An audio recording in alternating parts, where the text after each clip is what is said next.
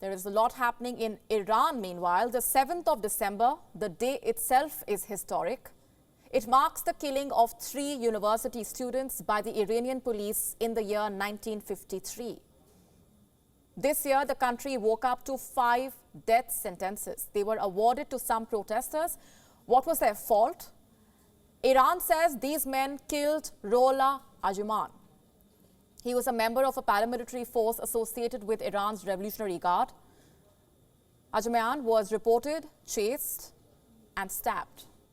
Hence the death sentence. But that's the regime side of the story.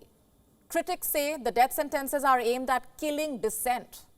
What Iran has seen too much of in the last few months, the protest that erupted following the killing of 22-year-old Mahsa Amini in the custody of Iran's morality police, refused to die down. This fire of dissent is only spreading, in fact, to every section of the Iranian society. A very interesting letter made it to the headlines today. It was penned by a sister of Iran's supreme leader, Ayatollah Khamenei. Her name is Badri Hossein Khamenei.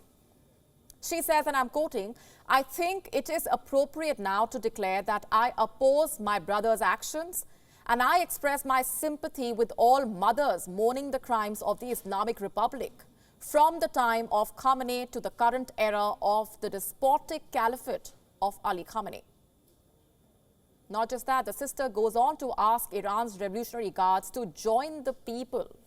Listen to this. Ali Khamenei's Revolutionary Guards and mercenaries should lay down their weapons as soon as possible and join the people before it is too late. And then you have a former Iranian president speaking out against the regime. This is Mohammad Khatami. He served 2 terms as president between 1997 and 2005. Khatami is now 79 years old and he believes officials need to bow down to the demands of the protesters.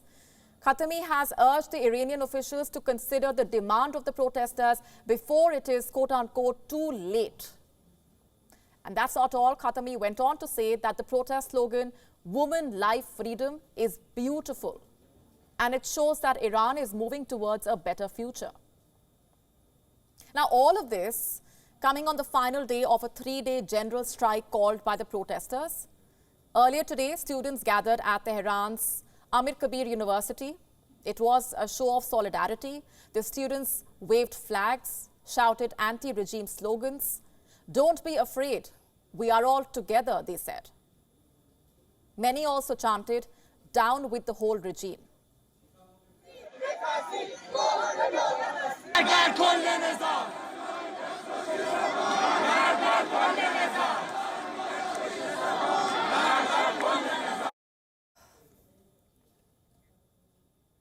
Many were seen blocking the roads and setting objects on fire.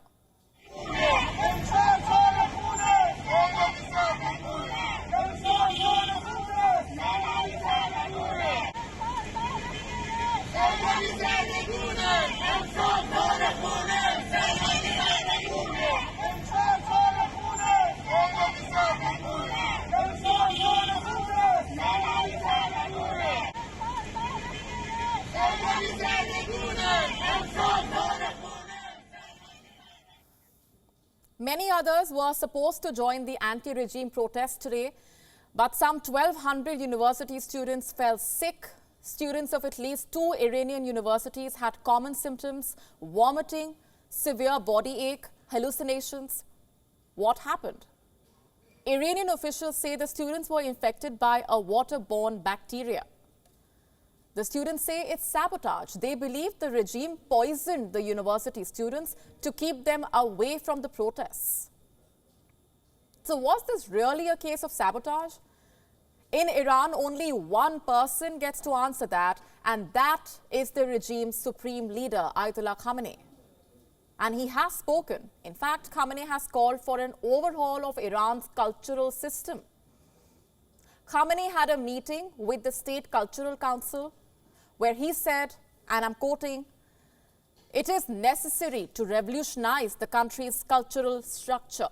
The Supreme Council should observe the weaknesses of culture in different fields of the country." What exactly did he mean? What message was the Ayatollah sending to the people of Iran? No one really knows. It's as vague as it gets. Unlike the protesters who seem to have clarity about what they want, and that is a change in the status quo. WION now available in your country. Download the app now. Get all the news on the move.